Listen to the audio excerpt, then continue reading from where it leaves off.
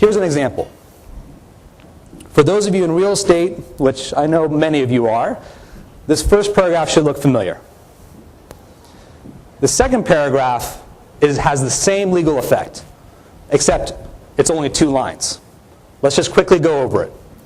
Lessee shall use demised premises for the purpose of a general business office. Who uses demised anymore? Does anyone know what that word means besides attorneys?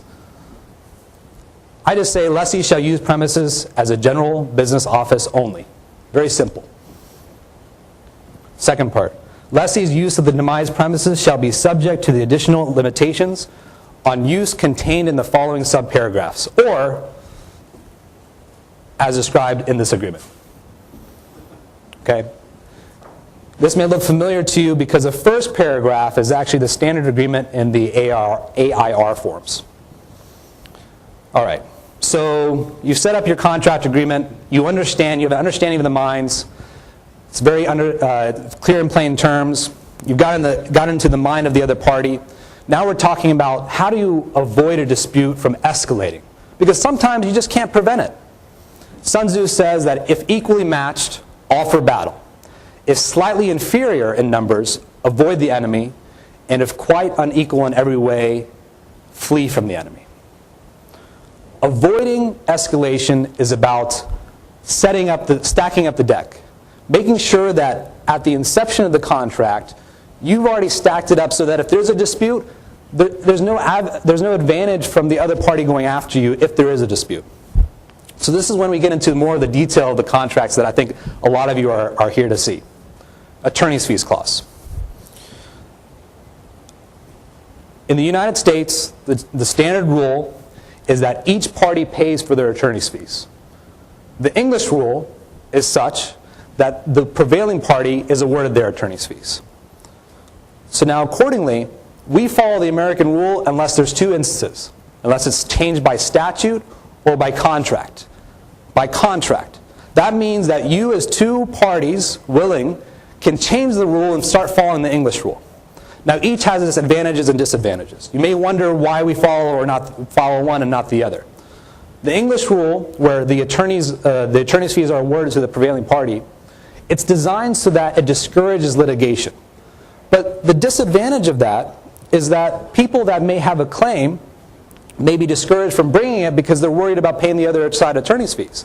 But then again, if they're going up against a big company, they may not care about paying the other attorney's fees because they have plenty of money.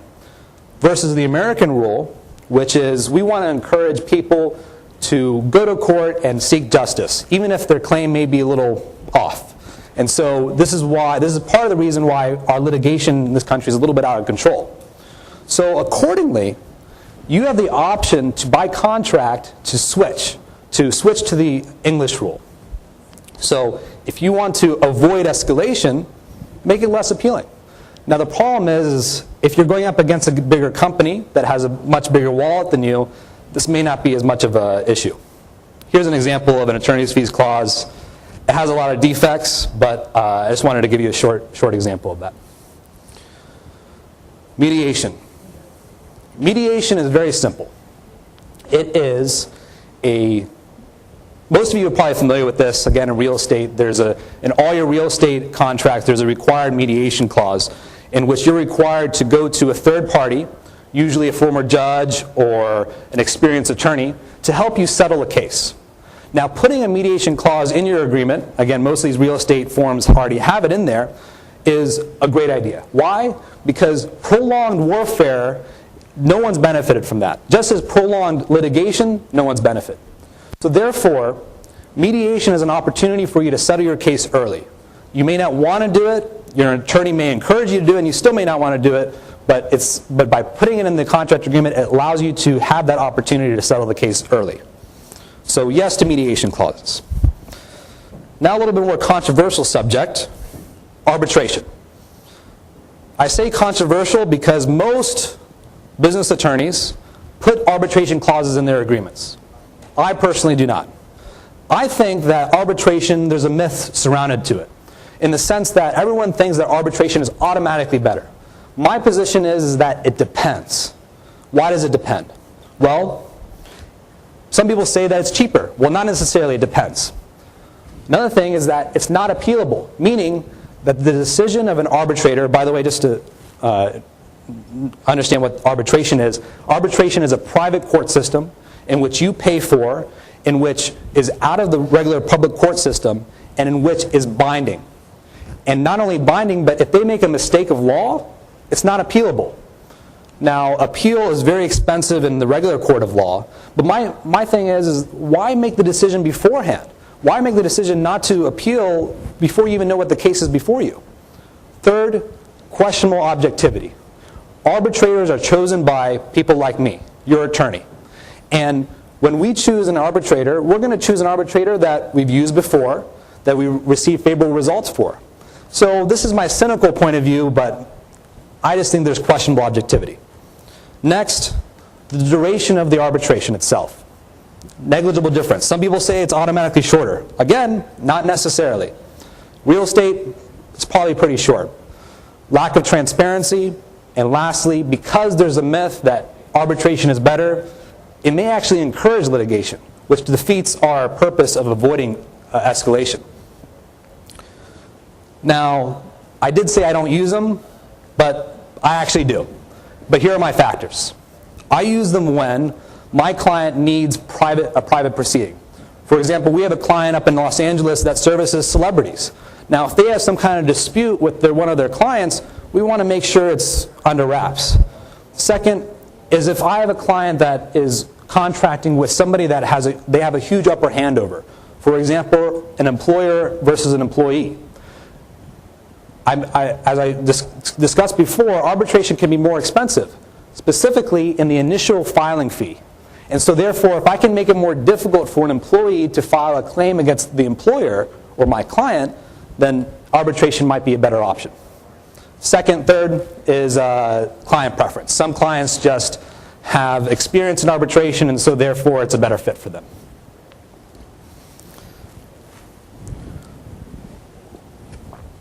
If you are situated at a great distance from the enemy and the strength of the two armies is equal, it is not easy to provoke battle.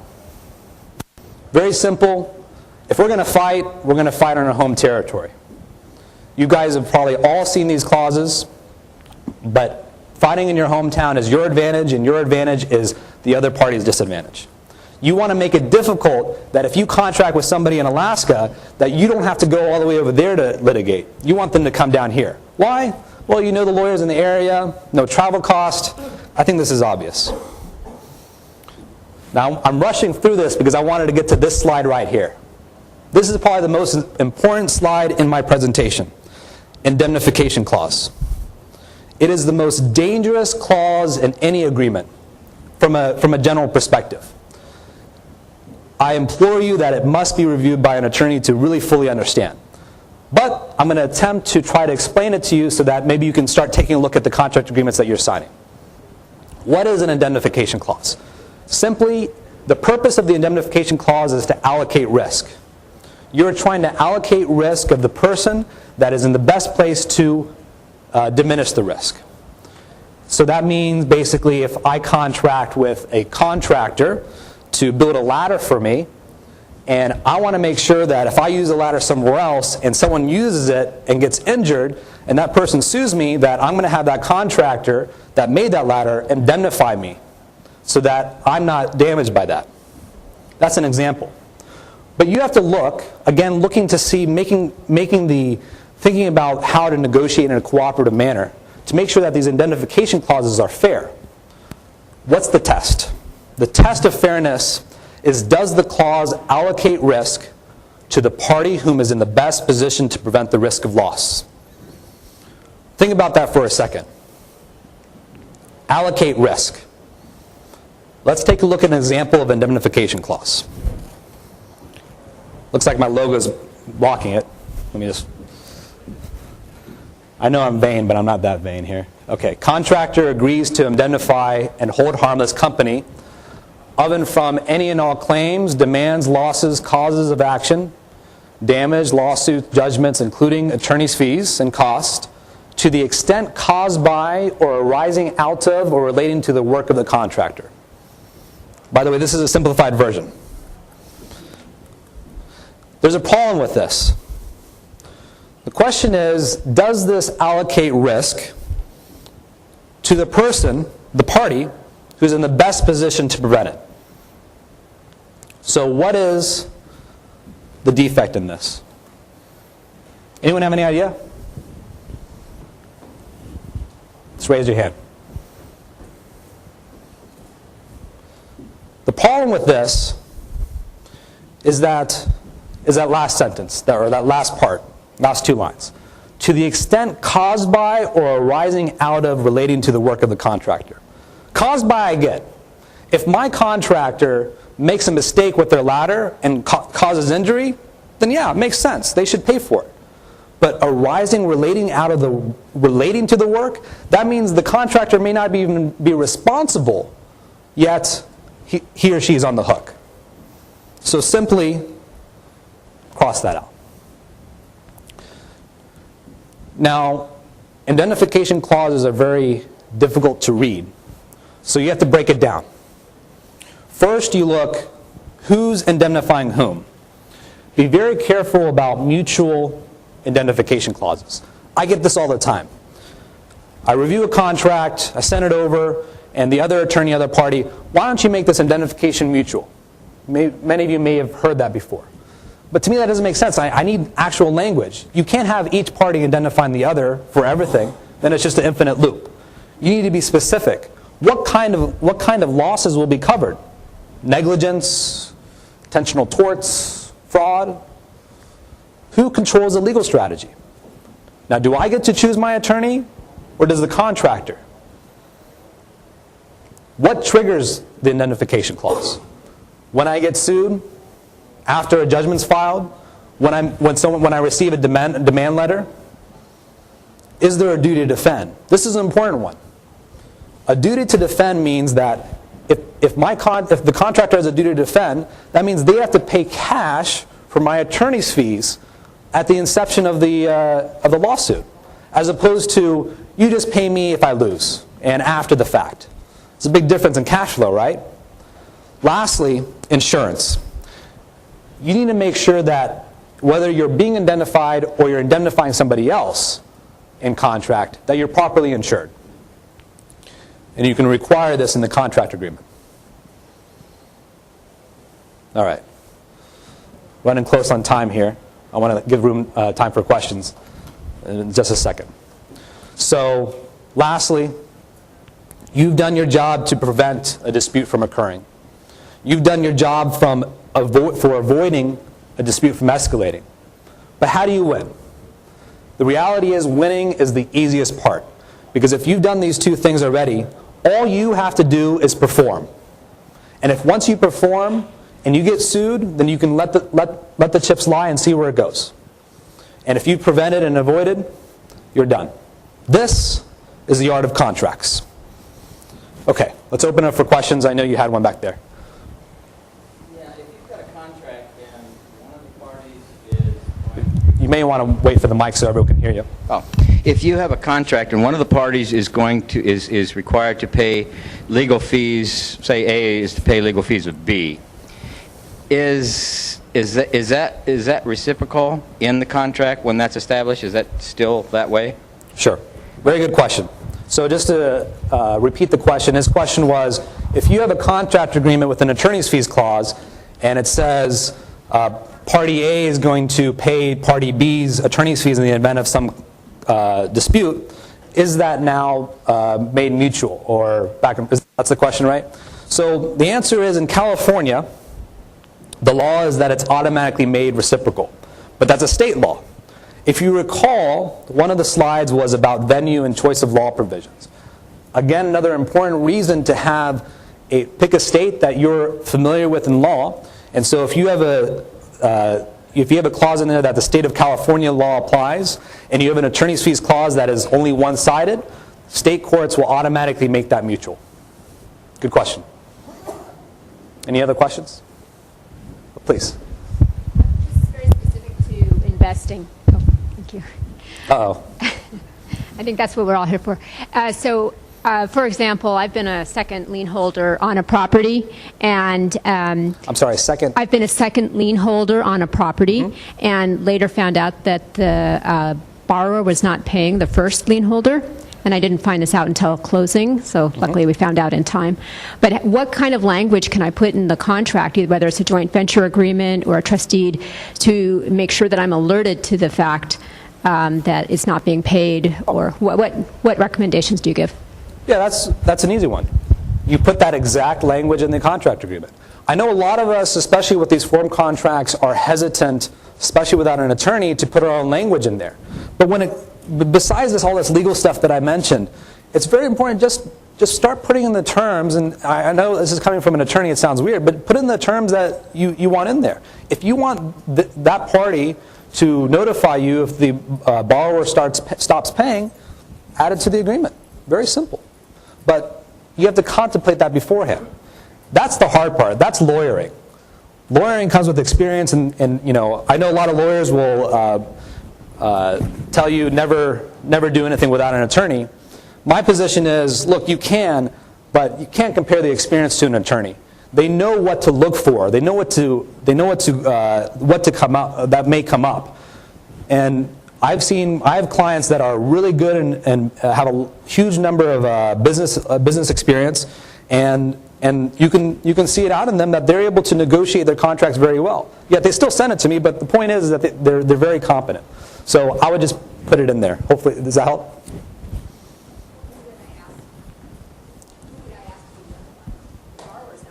The first lien holder. You're not contracting with them. That's true. I don't know the answer to that question, actually. That's a good question, because let me think about that. I don't know who's. I think I saw that hand first, and then you two. Oh, do you know the answer? Go ahead. A partial answer, anyway, is your clause is a second lien put in there that if anything gets filed by the first lien. Well, that's different, though. That's a little bit different. After things are filed, that's yeah. That you have to be notified, so that is after the fact. Yeah. Right. Yeah. Yeah. So he was just saying after notice of default's filed, then you can have it so you're notified. But I think this is the moment when the borrower stops paying. Yeah. But yeah, probably. I don't know. That's a good question. That's kind of out of my element. So you had a question back there? So if you are starting out and you want to make sure that you have all your contracts correct, should it be a thing where you go to a lawyer and say, what contracts do I need that you know, and pay for those all to be done so that you'll just have them on file to use? Mm-hmm. Or should it be done in a case-by-case basis? That's a tough question, because I think it depends upon your budget and the variance in your transactions. I would say that from what we do as a firm, we usually represent our clients as a general counsel, and we maintain a very long-term relationship with our clients. So for our clients, it doesn't really matter, but even then, we still end up creating templates that they're going to be using often. And unless there's some major modifications, they don't usually call us on those particular agreements. So if you are in a business in which you have transactions that are replicated, then it's very feasible to just have a template drawn up for you that you can reuse. And a competent attorney will be able to advise you accordingly to that. And obviously, we didn't do the disclaimers in the beginning. I'm not going to give specific legal advice. If it gets too specific, then you can always contact us, obviously. Absolutely, no, that was just a disclaimer afterwards. So, yeah, please. I can repeat it. Okay. Yeah, go ahead. I have a private investor that I'm working with right now. We were submitting a purchase agreement through a broker for a commercial property, and the broker came back and said it's unacceptable. We have to use this state's specific form to purchase it. Is that true? That there are some states that require specific forms for their purchase agreements? Commercial property. Well, I want to say no. I'm not familiar with any state's regulation requiring a specific contract. Even the car forms, you can edit as necessary. So unless it's a particular state that I'm not aware of, I know California is not like that, so that seems odd to me.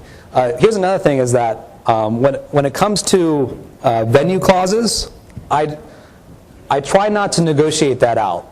In other words, for me, it's very important that we get the law, California law, applied, because if another state's law is applied, not only is it going to cost more for my client, but there's risk involved in that we're working with another state that we're not familiar with, and it may have weird laws and like that we not, we may get blindsided by. I've never heard that. Again, not specific advice, but any other questions? Okay. All right. Well, thank you so much. By the way, just introduce. Thank you. Introduce my another attorney is Matt Staub. He's up in front if you have other questions. He specializes in tax, business succession planning, and really appreciate your time. Thank you, Reggie, and the other organizers for inviting me. Thank you very much.